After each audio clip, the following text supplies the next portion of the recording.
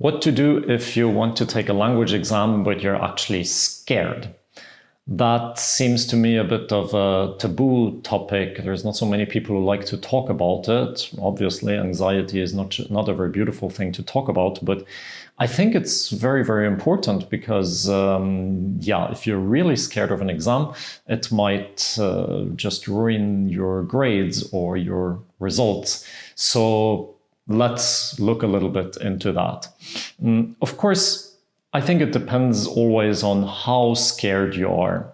If you're just a little bit nervous, then this can actually be a good thing because you're a bit more focused, you're a bit more concentrated, and you might even have better results than if you're just completely calm, completely relaxed. So if it's just a tiny little bit, then I think it's not so bad. But exam anxiety can be very, very stressful, and maybe you have ruminating thoughts that go again and again where you're like thinking, oh my God, I'm going to fail and this is going to be horrible and they're going to laugh at me, and what if this happens, what if that happens? Or maybe you also have bodily sensations. You start shaking, or your hands get sweaty, or like you have this really weird feeling in your stomach. All of this can happen, and how can you deal with it? Obviously, I'm not a psychologist, I'm not a psychotherapist, so I don't want to claim that I have a great answer to it.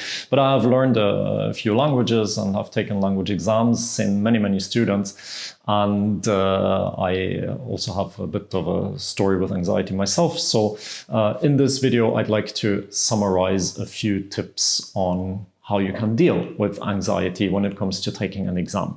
Now, one thing you should consider here is it still a long time until this exam? Then, of course, you can work on this issue a bit deeper. Or is the exam coming up soon? Then you should maybe stick more to a bit of emergency techniques.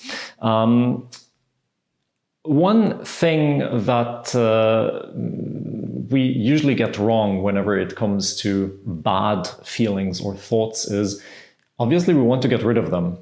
But the problem is here that when we try to push them away and push them to the side, it takes a little while and they come back even worse than before. So if you have, for example, a bodily sensation that is really disturbing, then the best thing you can do, in my opinion, is to focus on it. So say your hands start shaking. And now you start, oh my God, my hands are shaking. I can't, how am I supposed to type? Or they are going to see that in the spoken exam, and they are going to say, oh my God, this guy is really bad at what he's saying. And what can I do? So the hand will continue shaking, and your thoughts, your catastrophizing thoughts, feed the bodily sensation. What can you do instead? Focus on the hand. Watch it shake. And if you do that for a while, then odds are it will become a little less. You might even forget about it. This applies to all bodily sensations. So if you have a really bad feeling in your stomach, you're sitting there in the exam place and you're taking your seat, and now like your stomach crumps and you feel really, really like you have a stone there. Focus on that feeling. Instead of turning away, turn towards it.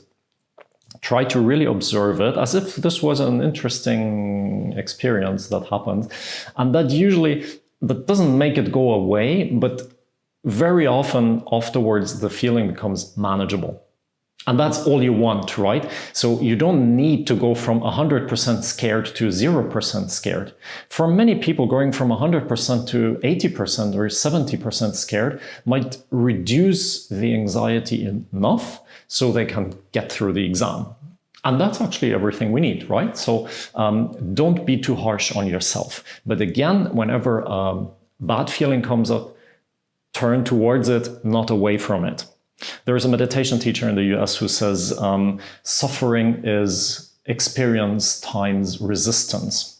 So this formula explains a little bit what happens if you try to push something away. So if you have a bad bodily sensation, try to focus on it, try to observe it instead of turning away from it.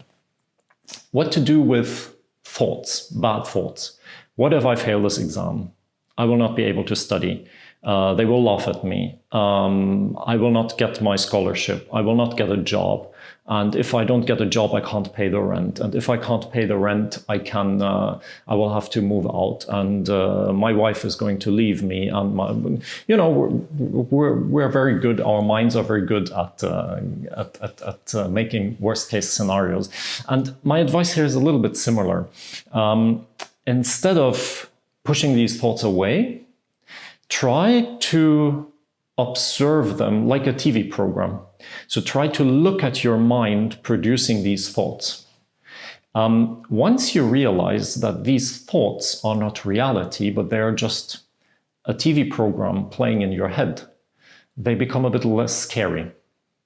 So you can say to yourself, oh yeah, I just had this thought that if I fail the exam, then I will not get a job. Okay. Don't judge yourself for having that thought. Don't say, oh my God, it's terrible. No, the thought is there. It's not good, it's not bad, it's just a thought. When you manage to get this little distance between you and the thought, then we have a bit of a similar effect as with the feelings. It becomes less catastrophical. It's still not nice, but it's not something that ruins everything for you, that ruins the day, that makes everything a catastrophe. A third thing you might consider doing is to learn some sort of a relaxation technique. So when it's the exam day and you walk in and you sit there and all the terrible things happen, okay, you can observe your thoughts, okay, you can observe your feelings, but it can still be quite powerful if you manage to calm down your body and your mind a little bit. This can be meditation, this can be progressive muscle relaxation. There's many relaxation techniques out there. So if you have a bit of more time before the exam, then I suggest that this is something to look into, to practice a technique that helps you to relax a little bit. One classic is just a breathing meditation.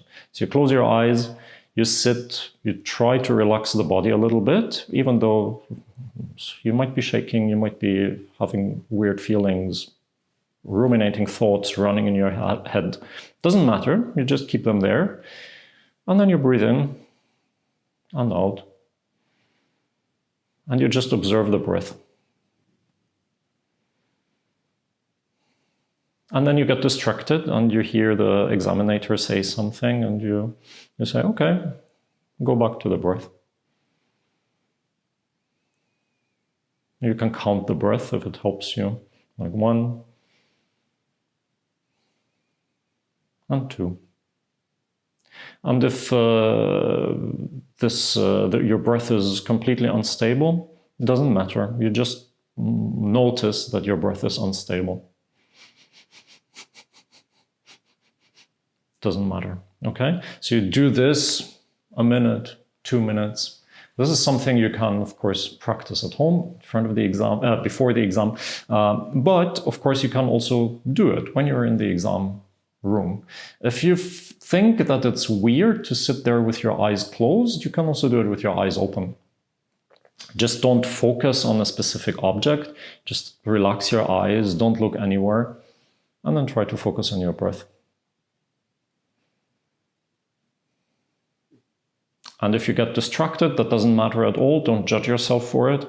Just bring yourself back to your breath.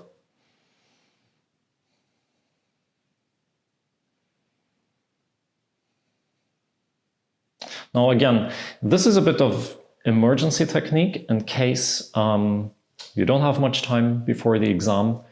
Try these 3 things. Relax you a little bit. For example, breath meditation.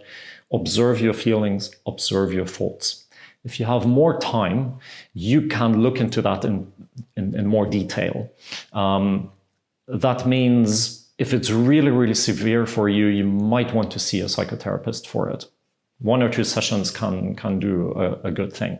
If you want to look into meditation or a similar technique for a longer time, this can be helpful. So if you know that is an issue for you and the exam is only in half a year, work with these techniques that similar, seemingly might not have a huge effect right now, but in the long term, they will do something for you. And then there is a third thing that, or a fourth thing that I recommend looking at, and that is especially about the fear of speaking, because that's for many people, this is the scariest part, because there is somebody looking at us and judging us right away. When we're writing, we still know that we will also be judged, but not right now. It will happen when we're not there. But when we speak, then it's quite severe. We will somewhat be judged instantaneously, and that feels very scary. So what can we do to practice that in the long term? I call it the onion principle, and I've made a separate video on that. The idea with the onion principle is that you challenge yourself to talk to somebody who scares you just a little bit. So this can be a teacher or a stranger, a friend, another student. This depends, it's very individual. And if you're really scared of everything, then you just practice speaking to yourself when you're alone. And gradually you try, when you're like in one situation that you find manageable, then you try to push your limits a little bit. So then you try to talk to somebody who feels a little bit more scary. As I said, there is a separate video on that. So I hope you've found this helpful, and yeah, I wish you good luck with your exam, of course.